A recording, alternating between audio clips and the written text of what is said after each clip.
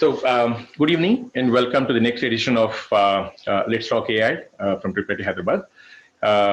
We had some small technical glitch. So anyway, I think we're off it now. So today I have with me Dr. Sujit Gujar. Sujit, welcome to this edition of Let's Talk AI. Today we're going to be talking about AI and blockchain. There's AI everywhere today. These days. And so blockchain, until recently, I never expected that to have an AI angle, but there are some very interesting use cases emerging. So Sujit, welcome. And let's start off with just let's set the stage. Blockchain, what is blockchain today? First of all, thank you for inviting me here. So before explaining what is blockchain, let's understand why it was invented. So blockchain was invented for making Bitcoin. Bitcoin is the first digital currency, which is completely decentralized. So in 1980s, when already internet was proliferating in at least in US and Europe, computer scientists were wondering, can we make digital form of currency? Before that, all currency were only in fiat currency of physical format. So David Chaum, cryptographer and computer scientist from UC Berkeley, he invented DigiCash, for which he has written a series of papers, and he's also considered to be father of anonymous communication. So he nicely developed some first digital currency, which was nice. Only thing was it was centralized, but it was anonymity. How we use traditional currency. Once a bank issued notes to me, it doesn't know how I'm spending. So exactly all features were replicated in that. But maybe it was a little ahead of time, it was not picking up. Then eventually researchers were working on it. How can we make? Then many cryptographers were like, why banks decide how much transaction fee I should pay? Why there are so many regulations which somebody else decide for me? Let any user decide the rules. So they want to decentralize this currency, and they were coming up with different approaches. And the one which survived was the Bitcoin, for which unknowingly they have developed a very intelligent technology called blockchain technology. So to make this cryptocurrency happen, what they have done is all the transaction data they are storing in terms of blocks. And then if I'm a malicious user, I can go and change something. So to avoid that, they have make footprint of each block. Like we have a unique thumbprint. Similarly, unique thumbprint of each block is kept in the next block. So if I want to corrupt the data, how to corrupt whole data? And that I cannot do. So it's a collection of blocks which are connected by cryptographic links.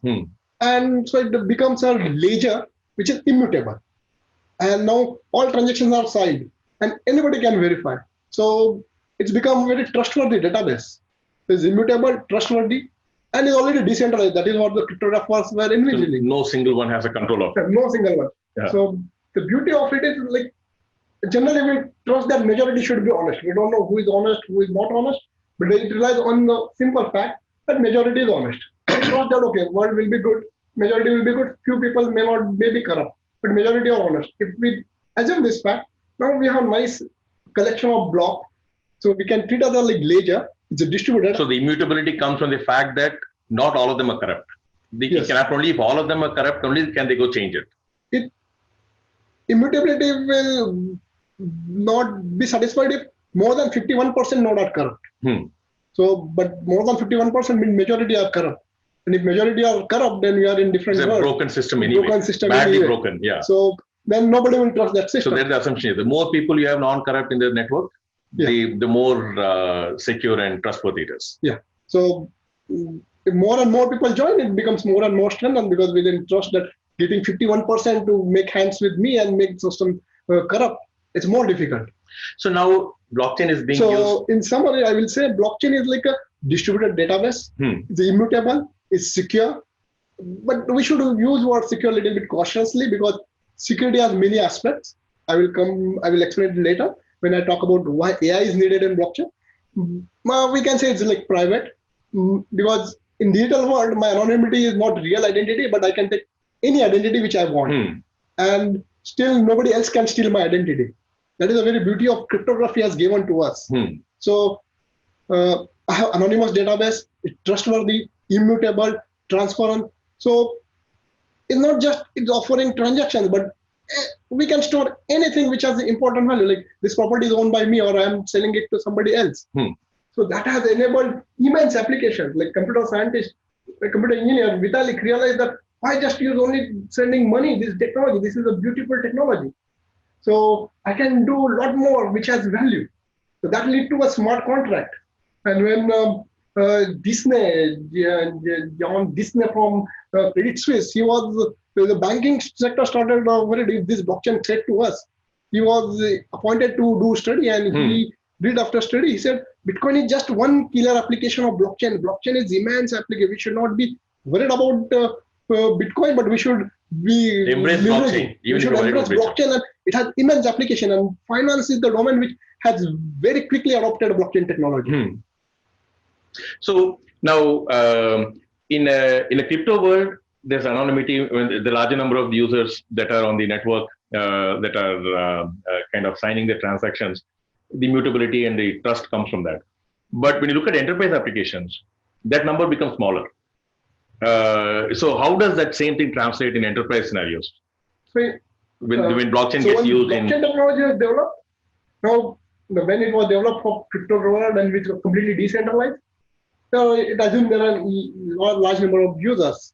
But when it goes to centralized, little bit centralized applications like enterprise applications, still we don't want completely fully centralized, only one node maintaining it. So it's the right balance between traditional database and a blockchain technology. So one node is not the ideal scenario. Yeah. Like a federated environment, at least. There are a set of related players, but not single node. Yeah. So in enterprise application, what they do is they have multiple nodes, but now what we call in technical term is called permissioned distributed ledger. So only restricted entities will have access, but it will be tracked a little bit. So if something goes wrong, you can track much easily, and nobody else can have access. Like some information may be confidential. So like full Bitcoin blockchain is not good for many applications. Like your data is completely open. So enterprise applications use permission blockchain, which is the right balance for enterprise between blockchain technology and traditional database. So federated environments, like multiple players involved, supply chain, for instance, they're related but not the same party. They're related parties, so that's an environment. So now comes like AI, right? So what are the use cases? I mean, like as it is, we are kind of trying to grapple with blockchain as a technology with immense potential and trying to figure out exactly how can we use it and derive value. Now, even as we are still understanding how to do it, now suddenly AI has come into the blockchain world. So what's the AI angle in the blockchain world? Where does that come into play? Yeah, that is a very interesting question, and I think that is a theme for today's discussion. So let's understand what is AI. AI is artificial intelligence. So it's like providing intelligence to machines.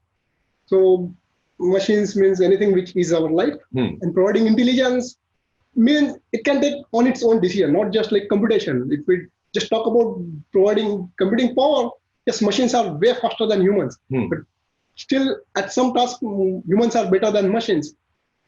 So AI tries to mimic humans' behavior in machines. So how does it that? So yes, neurocomputing is evolving, but still, as of now, I don't think we have fully understood how our brain works. But AI techniques are basically, because we learn from environment, we observe.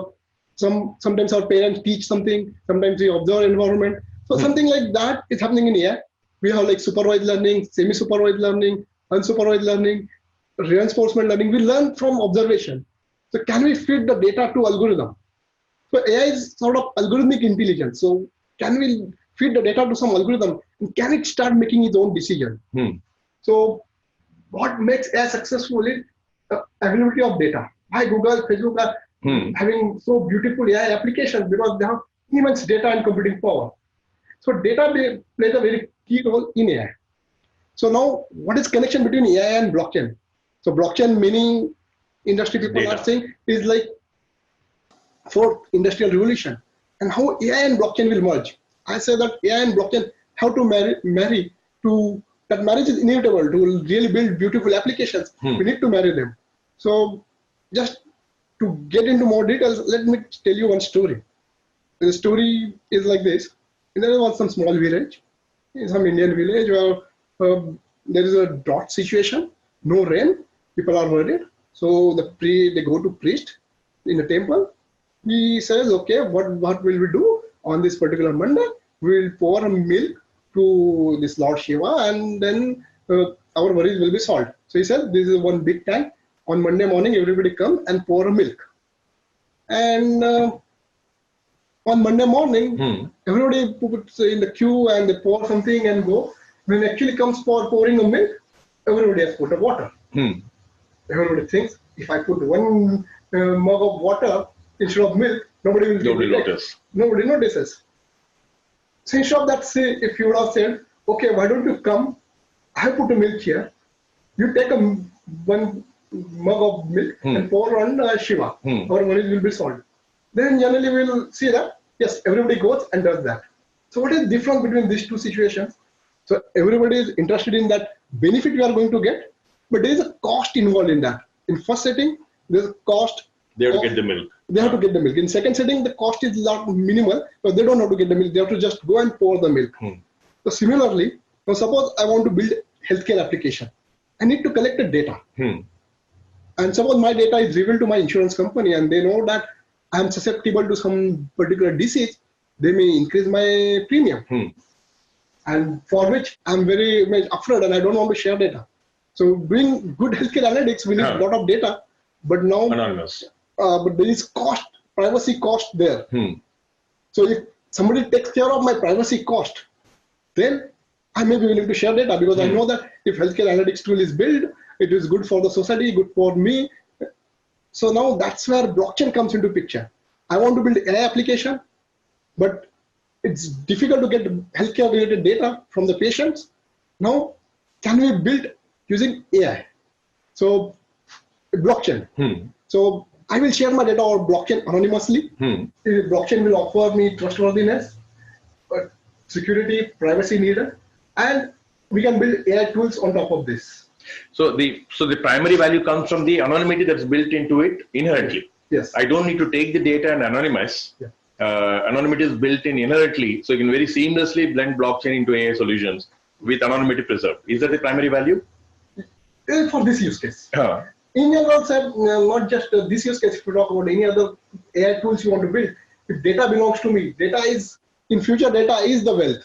My data is, I can make money. So a blockchain can enable me to share data very easily, where I can charge the user. Choose who to share with.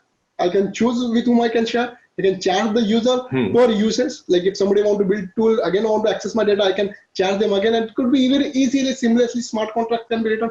Every time somebody access my data, I get paid. So that is not easily possible in existing system which blockchain has enabled. Are there other use cases that becomes possible because of this convergence of AI and blockchain? I mean, one is, yes, sharing of data required by AI becomes easier. Are there any other possibilities that this convergence enables? Yes. So one is our sharing data. Then another use case is becoming popular. Is researchers are looking how we can build explainable AI, especially when AI and human are interacting in the system and the data is getting logged. Can we use blockchain to log and make sure that data is not corrupt? And can we trace what made wrong, whether it was human error or AI error? Can we explain? Because right now, just AI systems, many of times we don't know what went wrong. Or many times it may be the human who is using had made a mistake, but it doesn't get logged. So say I'm doing anonymous driving. And if we keep the track of the data, we can find out what went wrong in AI model, all decisions made, why they were made. And because it's blockchain uncorruptible, immutable, it will be very easy to build then explainable AI. So on one side, we are saying like data can feed into AI through, I mean, with anonymity preserved. So we build a very elaborate ecosystem for that. On the other side, we are saying like an AI system can also log on blockchain all its decisions, so that like it enables explainable AI. Because explainable AI is a big issue today. There are no good system. A lot of it is black box. The system learned and system makes decisions, but you really don't know how and why it made the decision. So you're saying now blockchain could be used on the other side to track how the decisions are made. Yes. And so that's interesting because that is at this point not very big because we're still building the solutions. Yes. But I'm sure very soon it will become big. Already people are talking about it, especially in enterprise scenarios, where like they need to have some, and legal also. I mean, some of the regulations are coming up saying, look, if an algorithm is making a decision, you have to explain why and how it made the decision. Those are not yet there, but they're already talking about it. Yeah. So I think very soon, once regulations come in, then it becomes mandatory for certain types of application that you have to have explainable AI. So that's interesting that the blockchain can enable there also. Are there any other use cases for the convergence? Yeah, so people are looking at, even we want to learn a good model. in AI, like some training happens. So can training happen over blockchain? And people are already doing research onto it. Traditionally, people are looking, can we do cryptographically? But cryptography is computationally more challenging. This becomes very relevant now. I mean, there are many threads on, and we are from Tripartite side itself, we are involved with few threads where they're talking about data banks where all the data sets are kept, and anybody can come and use that model to train their, I mean, develop some algorithms and maybe train their models, use that data set to train the models. So what you just said becomes very relevant in such cases where it's a shared resource, publicly available. Today, public data set is downloaded and used. Now they're talking about environments where you can train it there. You don't have to download the data set. You come to the environment and you use it. Or even if you download, I think with a blockchain-based tracking, it also becomes possible to track how was the model trained. Right? That's the use case you're talking about. So, and also like training itself, like can we do decentralized training? Okay, split it up to multiple. Computation, just split up the computations and then all. How does blockchain help there? Because the decisions which are made or why we make build this model, blockchain will make sure that it's trustworthy. No, a single node is not corrupt and trying to manipulate your AI algorithm. So that's where blockchain will help. To track what got done where, and if it's something missed out along the way, or if it completed and or not. Without compromising on the anonymity of the users. So that's preserved even in a single node. Because the blockchain is only giving it. But if you do decentralized, like on multiple nodes, then privacy may be an issue. But if you use blockchain, we can inherently use some of the properties from blockchain. Use blockchain capabilities to further anonymize when you decentralize. Okay. Now, there are some synergies even between game theory and blockchain. Right? Now, is there an AI angle there? I mean, game theory is at some level a constant element of AI solutions. So is there an angle there in terms of how game theory plays into blockchain-based solutions, especially smart contracts and such? The game theory is the key factor in blockchain. Like traditionally, when we talk about distributed data system, we know that we cannot have Byzantine fault-tolerant system. That is, like if single node is faulty or malicious, is some malicious intentions, we cannot achieve distributed consensus in finite time. So game theory has played a key role because when Bitcoin started, so we don't know who wrote the paper, but it's just written on the name Satoshi Nakamoto. We don't know who is he or is a group of people. So they offered incentive to maintain this database. So if I am writing a next block, I will get paid in terms of Bitcoins. So now I don't want to disturb the system because now I'm getting incentivized. So if I went faulty, suppose for some time I was not on to the internet or something went wrong with my node. When I back, in traditional data, I don't care. I just try to disturb the system. I just said this is my database version. But now I have incentive to sync with the others. So game theory has played a very important role to circumvent this traditionally assume that we cannot have consensus, whereas blockchain has shown that yes, we can have distributed. A simple incentive model is sufficient, but a fail-proof mechanism to track. So incentive engineering is needed to make a distributed database Byzantine tolerant. That is, if malicious node is there, we can tolerate him. So game theory as a key element of blockchain itself, in terms of how blockchain is implemented, is one aspect. But I know you're working on some of the your research projects where you're using game theory on the other side, like with respect to smart contracts. When smart contracts use game theory on that side also. So now this is actually contribution of blockchain to the game theory. So traditionally there are many applications which were not envisioned or possible before blockchain. Now blockchain has made a lot more application possible for which there is no existing game theory. So now we are trying to develop a new game theoretic tools. Like one application we are envisioning it. Government can have limited budget. Want to gather like 5 projects, but can do only 2 of this 5. Only that much budget. So they want to really involve citizens into the decision making. So what government can do is each citizen, once the government is elected, can be credited with some cryptocurrency. And now they can use this currency to bid on which project they want to be executed. Now they have preferences. Out of this 5, I feel these 2 should be done. So I can diligently do my making that, okay, these 2 are more important, I will bid accordingly. And then the government can see, okay, which 2 projects are getting the highest denomination and can execute those. So here again, for citizens to really bidding according to their true preferences, game theory is needed. Nobody has envisioned such applications. So we are now developing game theoretic tools for such applications. So here, like each citizen is becoming a node. Is that the equivalent? It's not a node. It's not a node. Okay. Blockchain node and users are different. So in this case, citizen is the user. Okay. And so nodes will be maintained by different, whoever are interested can maintain these nodes. So it can be anybody that is like kind of some public entity or a social entity.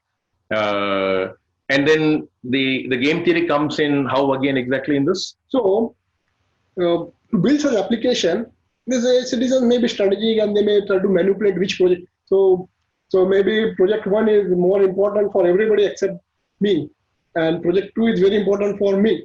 If I try to manipulate, I may get it that project 2 is done than project 1. So it should not happen. So that's where traditional game theory looks into such manipulations.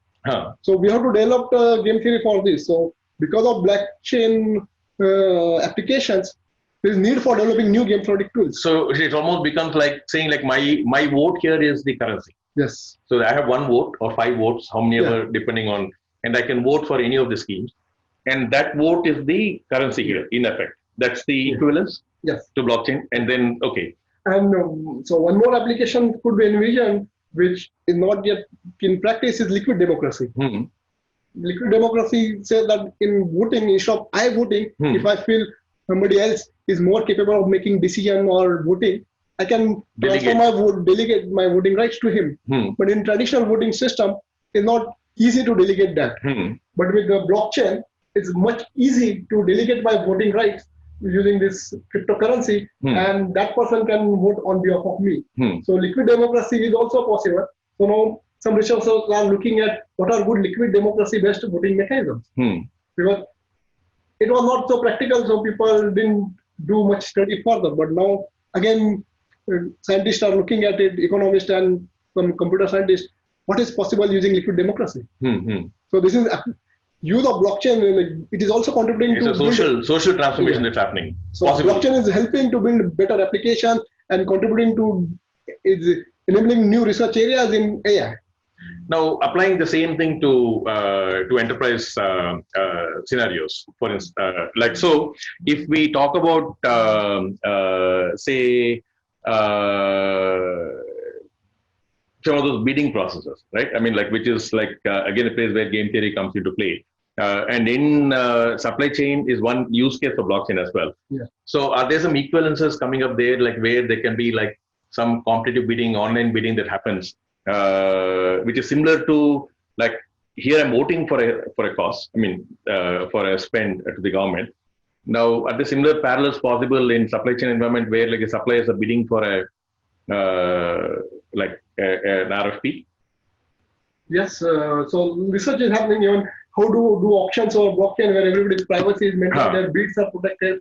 So we also have published papers, and so it is happening already. It is so already auctions happening. Is one place where auctions, and how to do secure auction where nobody's identity is revealed, nobody's bids are revealed, but everybody can verify that okay, he is the winner and these are the bids and this is his payment.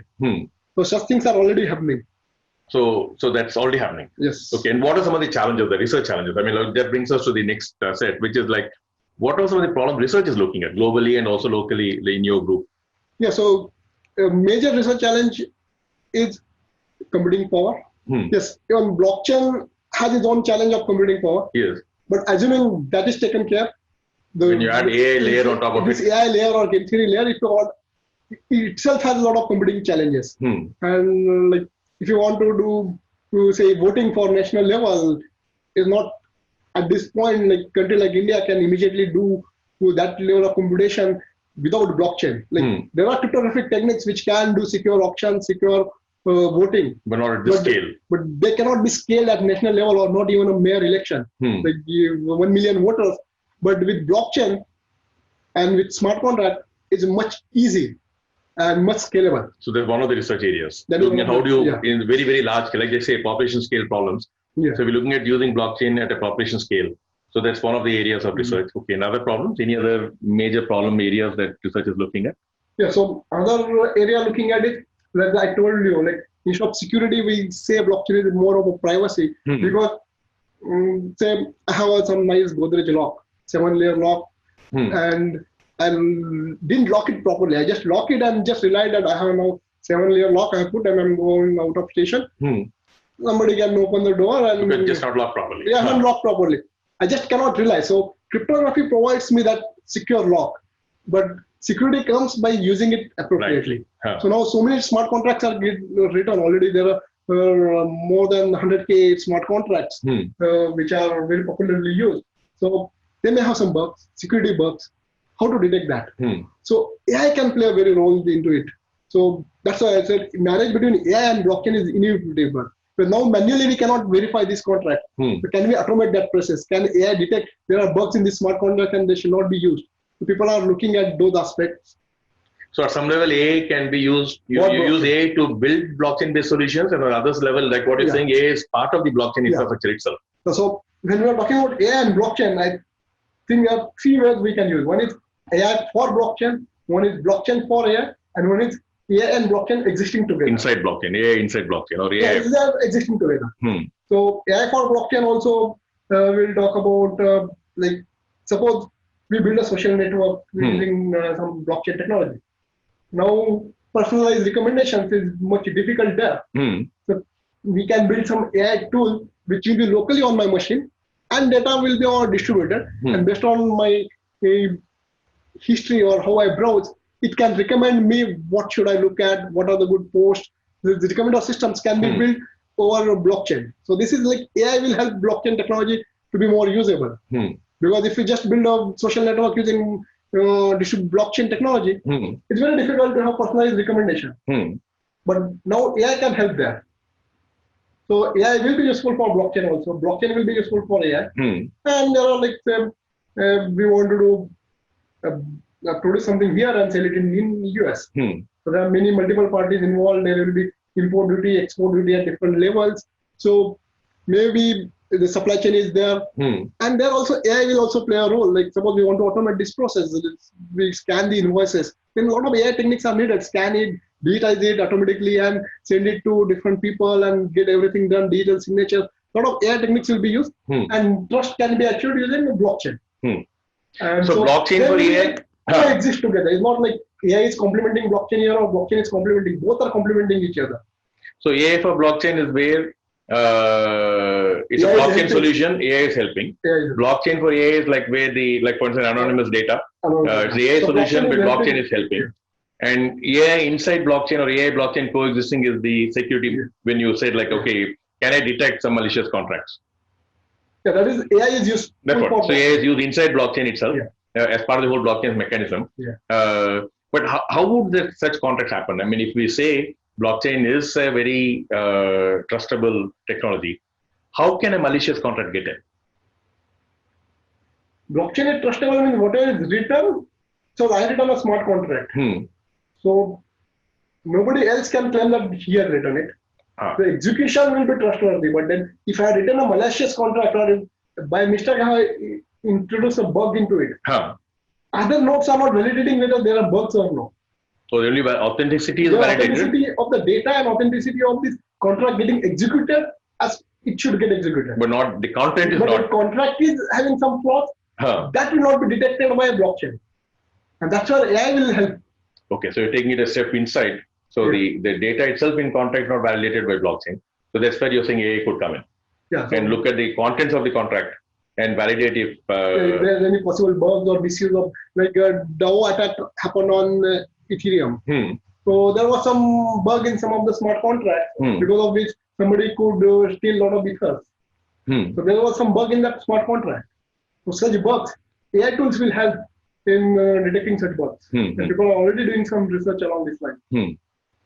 So if somebody has to build, like say, either AI for blockchain or blockchain for AI, AI inside blockchain is more in a platform thing. So the ones building the blockchain platforms will use that maybe. But if as a solutions group somebody has to build, what's the typical approach of building the solution? Let's take say either way, AI for blockchain or blockchain for AI. So typically, I will suggest go like standard approach, like because blockchain is like database, AI is like kind of algorithm. So your blockchain will be bottom layer, AI will be on top of that, you can bypass AI if not required, and your applications will be on top of AI there. So it will be like top-down approach, like applications, AI, and blockchain. So are there any tools coming up that is kind of like, say, blockchain-ready AI frameworks or AI-ready blockchain frameworks? People are doing research and proposing different frameworks, but there are nothing yet standardized because blockchain is just last 5 years that is picked up. Before that, it was just a few investors who were looking at cryptocurrency. But people from MIT has proposed something. I think Harvard has proposed some diamond architecture. But then different researchers are proposing different architecture, and nothing is yet standardized. But overall approach will be more. But today they're disparate tools. You take a TensorFlow, then you take any blockchain, and then even AI also there is no much standardized. AI also is evolving. Yes. AI also is evolving. AI has evolved a lot more than blockchain, but still it's also evolving. And now we talk about a convergence, so which is even less evolved right now to build AI for blockchain. So, what are some of the research was happening in your group? I mean, you did touch upon some of the global problems that research is looking at, but at IIIT, in your group, what are some of the, or your other faculty in the same area as well? So, in my particular group, we are looking at, like, because blockchain has enabled different applications, especially like e-governance, so how we can build good options over blockchain, good voting mechanisms. Also, there are different game theoretic need in such situations. So, we are looking at such game theory applications. Even we are looking at how crowd sensing will help from blockchain. So crowd sensing is one application where users report the data, like about what is traffic at Gachibowli signal. So users should report it truthfully. They should be incentivized. So traditionally it was not, people were doing research, but they were not picked up because it was not practically do it because of privacy issues. Now blockchain has solved it. So can we do over it blockchain, and can we do fair? So the theory people which have proposed the mechanisms are not fair in some sense. So they sometimes may penalize some genuine users for no reason. They're low probability, but it's still. So can we introduce fairness? So we recently published a paper and also presented in ICHCAI, which is a very reputed forum.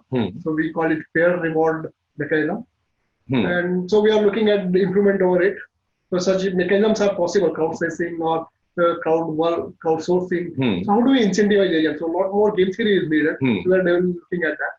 We are also looking at, like, if mobile devices want to form their own blockchain, the Bitcoin blockchain is not possible for them because it's computationally heavy. Battery will run out in every 10 minutes. You cannot go and charge your mobile. So instead of doing proof of work, can we use proof of location? So though it's easy to spoof a location, but at some point it's also able to detect. If my mobile is able to communicate with your mobile, if I'm lying, you will immediately detect. I cannot say that I am now at IIIT and not here in the studio because my mobile is able to communicate with you. So it's in very feasible region of NFC. So can we use this location and build a blockchain? And we have shown that it's possible. So, and also the footprint of this blockchain should be small. So what could be the use case of such a technology if you're forming an ad hoc blockchain network? So again, the crowd sensing. For crowd sensing. Like mobile can sense a lot of, nowadays mobile comes with a lot of sensors, and a lot of crowd sensing activities will be useful. So if mobile devices we want to have, like, or micro payments on the university campus. So there are blockchains we don't need really the proof of work kind of blockchains. So we are sure that we can use proof of location based blockchains, which will be presented in Infocom this year. So there is another reputed forum for mobile devices. The only thing is because of this virus issue, they have postponed the conference. But otherwise, they have been presenting. So I mean, so there could be other possibilities. If ad hoc groups can be formed. So what are some of the other possibilities of such a network and mobile network? Cloud sensing is one. Are there other possibilities? Micropayments, these are two prominent use cases we have thought of. But anywhere, if we need in a locality some database or some action which we want trust, we can use such blockchain technology. So we are looking at that and we are building on top of this. So we call it MEMNE. And we are also looking at, especially in Bitcoin, the block rewards get halved every 4 years, approximately 4 years. So there will be a time when there are no block rewards or they are very negligible. So what is the incentive for miners to really maintain these nodes, to maintain this blockchain? So recently our paper got accepted. So we proposed slight modification in Bitcoin. So we quantify health of a blockchain. That is the first time we have done that. And we showed that by simulation that health of a blockchain will deteriorate once blockchain or rewards vanish. Hmm. So we have proposed very minute modification in Bitcoin so that the health of a blockchain will be maintained. So we're looking at game theoretic aspects to a core blockchain.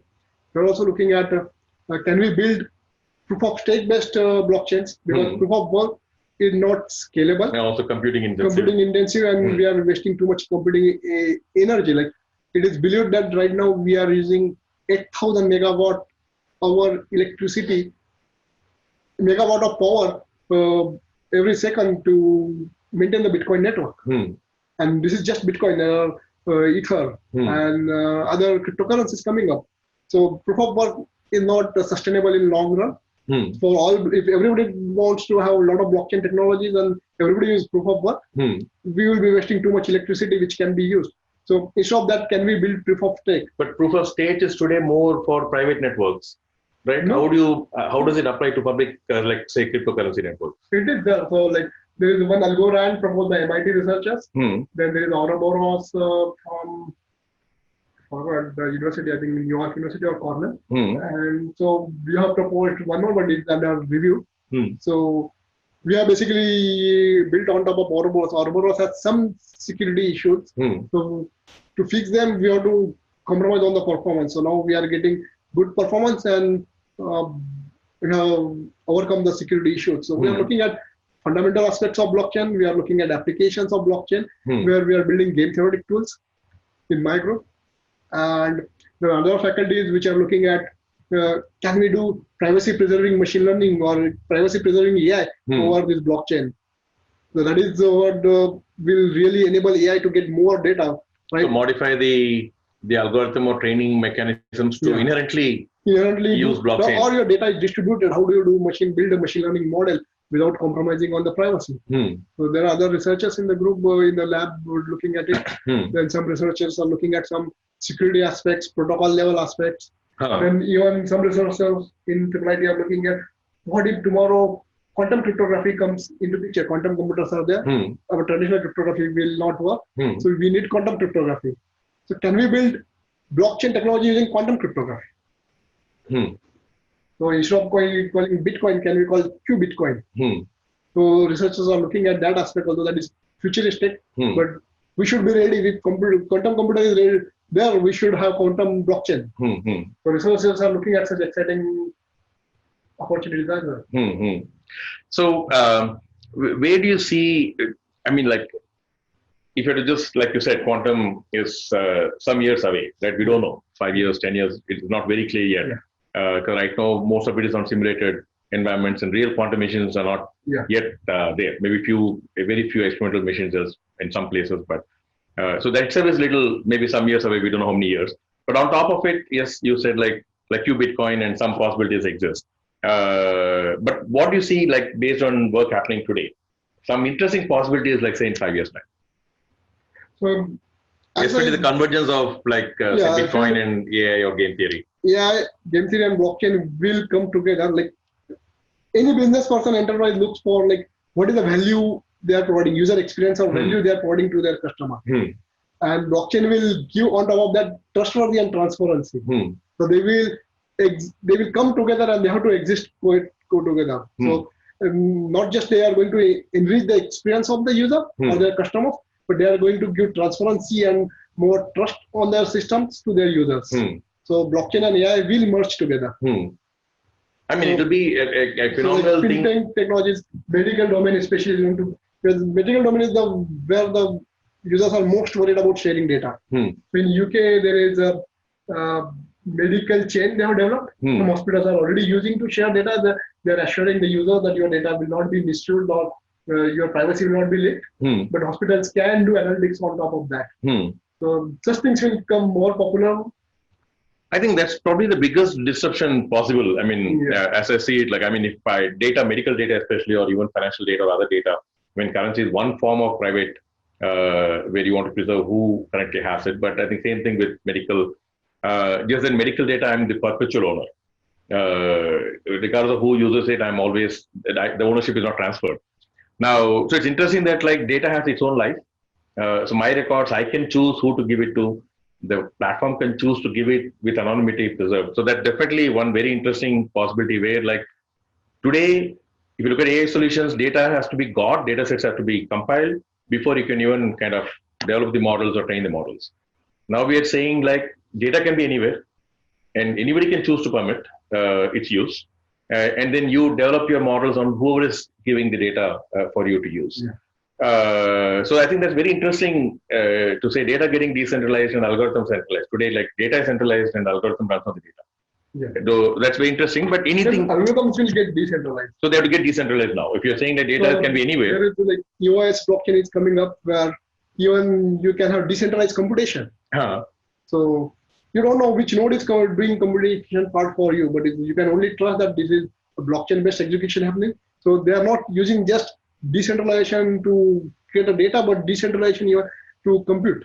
So that can be a complete intermediate layer of machines. Like today there are miners. Yeah. There could be tomorrow, there could be somebody else who don't know what they're doing, but somebody tells them to do, somebody gives the data. Yeah. Anonymously, they can do the computing and send the results back.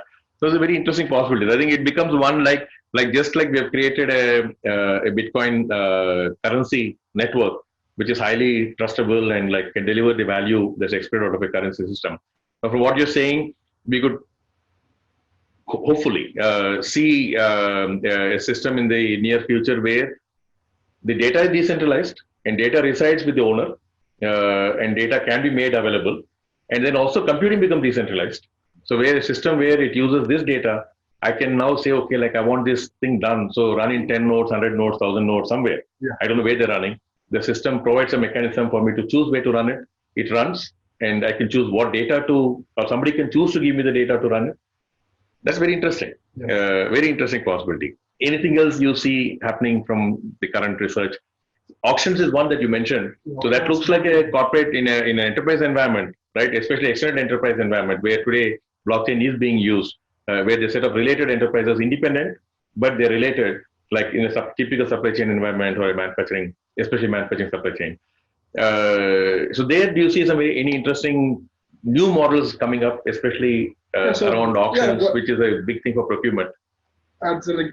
Some analogy was given, like Bitcoin is, so when internet was invented, it was only like to transfer some small messages from one computer to another. Email is like first application of internet. But nowadays, email is only become some very formal communication. We use internet 99% of the time except email. So you have n number of huge applications. Similarly, Bitcoin is the first application or currency of blockchain. You imagine an application you can build on top of blockchain. So when another use case I can give is like smart grids, micro smart grids. So suppose I have a solar panel on my rooftop and I'm generating surplus electricity. I can sell it to my neighbor through a smart contract, which is traditionally not possible because I don't know when payment will happen and all those things.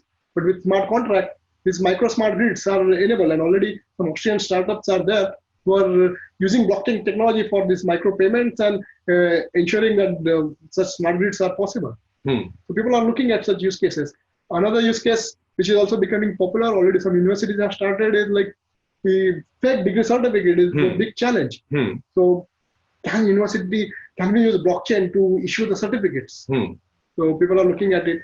Intellectual property management, n number of applications. You start thinking whether if there are multiple parties involved in that application and you need to store something, blockchain is better than just traditional database. Because if multiple parties are writing to the database, you need a trust and immutability. If I want to do malicious activity, it should not be, if I do something and I should not be able to deny it, I did it. I should not be able to erase it. So I mean, security is always a concern, especially when you have environments like this, like cryptocurrency or even like a massively distributed cloud sensing or like cloud participation networks, like elections. I mean, if we don't trust every vote was genuinely put, then the whole system breaks, right? I mean, today we trust our democracy because every vote at some level we trust the system today, whether it is manual votes or the electronic votes. Likewise, in the future, so the credibility of this system, especially when it becomes massively distributed, is very critical. I heard of this scenario where like there's some antisocial elements using a regular voice radio channel, where like, I mean, the security intelligence agencies do look at voice. They were using voice channel where some very harmless things are being exchanged, seemingly normal conversation. But onto that voice, they were encoding signals, which was data, micro burst of data. They open a channel, say something seemingly innocuous, but onto that, there's some extra signal being loaded, where they have coders, encoders, and decoders. Now, from a voice channel, you don't expect this. Now, but it was happening until they figure out, like, look, there's seemingly two unsuspicious, I mean, seemingly not suspicious at all, but very short conversation. So that nature of conversation was suspicious. So they started probing, and then they found out that that was being used to encode digital signal on top of a normal voice data, which is seemingly harmless. Very sophisticated encoding, decoding to encode the digital onto this transmission. Now, do you see such possibilities, like where, like, such a massive network, somehow there's some hole where it gets used or abused for either malicious purposes of any form, Yes, economic or otherwise? Any technological innovation is a double-edged word. It always has a flip side also. We have to use it with precaution. We have to see how we can handle these negative use cases. Yes. Yes. We know that a lot of criminal funding happens through Bitcoins or Ether. A lot of terrorist funding happen through. And not just with blockchain, but it has been happening. Like, it's believed that when 9/11 happened in US in 2001, and the communication that happened through seemingly just images. So images are looking nice, and then they had encoded their messages in the images. Because in US there are a lot more security restrictions to communicate using cryptography. So to avoid those restrictions, they use images. So such misuse of technology is always possible. Even in Bitcoin, yes, it's believed that people are using. So there are two levels of misuse, right? One is to leverage anonymity, which is the intended purpose of the platform. You leverage anonymity to use it for some malicious purpose, right? The second level is like, can I hack into it? Like, it is like saying our normal currency, we have the counterfeit currency. Likewise, can I hack into it and create something? I mean, how plausible is that based on the state of technology today? It is not at this point possible unless I really invest too much into computing. So my calculations show that the amount of money I have to invest to hack into it is more than GDP of India. So it's not practically possible. But there are so Bitcoin also, like, one more, like, AI is useful in Bitcoin is, like, still sometimes though Bitcoin offers anonymity, there are some attacks possible which AI may be able to detect and little bit de-anonymize, because many times while using internet we don't take proper precautions. And if I am having digital wallet, Bitcoin wallet, and at the same time I'm active on Facebook or using some networking analysis and a lot of analysis together, they have de-anonymized some part of Bitcoin. So to overcome this, researchers have proposed zero knowledge based cryptocurrencies and blockchain technologies. Gcash is one such application. So Gcash has this issue that some initial members can really generate more currency without anybody noticing, which is not their authorized to. So such things are also possible. So there are again fixes coming up, but then we have to right now trust that Gcash people have not done that. But so new technology we can develop which can ensure that I cannot hack into it. But at this point, unless I really crack a cryptography, which we believe is not possible, it's not 100% impossible. But 99.9999999% is impossible. We know it's very, very hard. So I think that's where the competence comes. So on that positive note, I think we should conclude the conversation.